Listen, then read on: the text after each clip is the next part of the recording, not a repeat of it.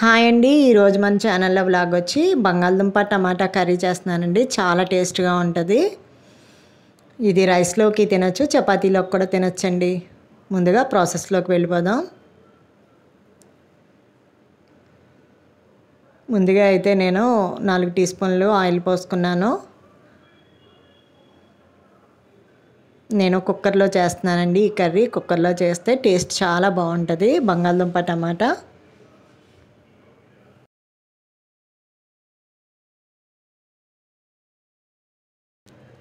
ఒక పెద్ద ఉల్లిపాయ ఒకటి తీసుకున్నాను.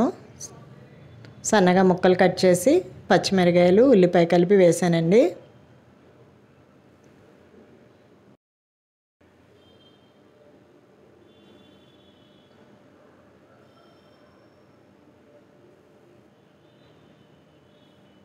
సిమ్లో పెట్టి ఉల్లిపాయను అయితే మగ్గబెట్టాలి.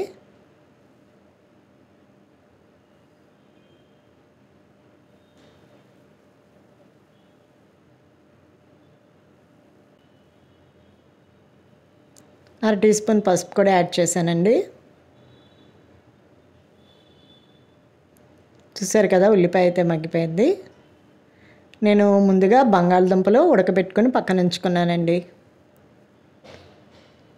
అలాగే ఒక 4 టమాటాలు తీసుకున్నాను నేను. చిన్నవి అయితే 4 తీసుకోండి, పెద్దవి అయితే మీ ఇష్టం, అంటే క్వాంటిటీని బట్టి టమాటాలు పెంచుకోవచ్చు.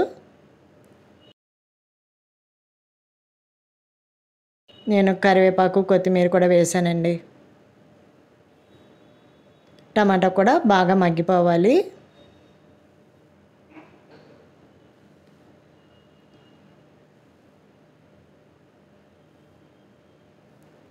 బంగాళదుంప ముందుగా ఉడకపెట్టుకుని పక్కన ఉంచుకుంటే కర్రీ అయితే చాలా టేస్ట్గా ఉంటుందండి. వండుకునేటప్పుడు డైరెక్ట్ పచ్చి దుంపల కన్నా ఉడకబెట్టుకొని పక్కన పెట్టుకున్నాయి వండుకుంటే చాలా బాగుంటుందండి.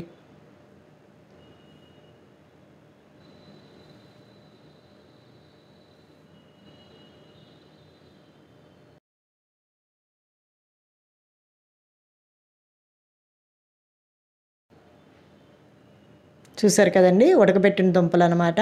కొంచెం వాటర్ ఉంది, ఆ దుంపల వాటర్తో సహా నేను వేసేస్తున్నాను.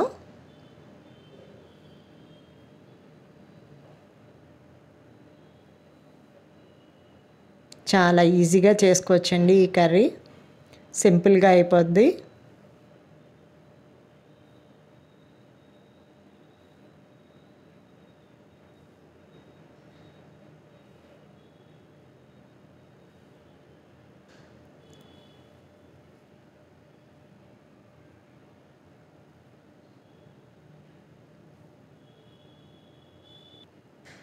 వన్ టీ స్పూన్ కారం వేసానండి, ఎందుకంటే పచ్చిమిరకాయలు అయితే తీసుకున్నాను కదండి.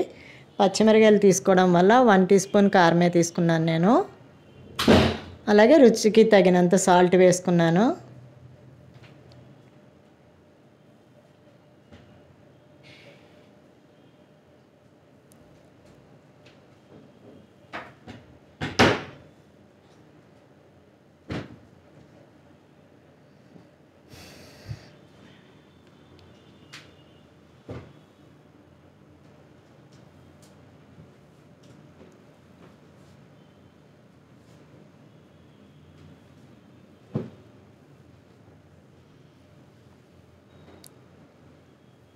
చిన్న గ్లాసులు వాటర్ పోసానండి,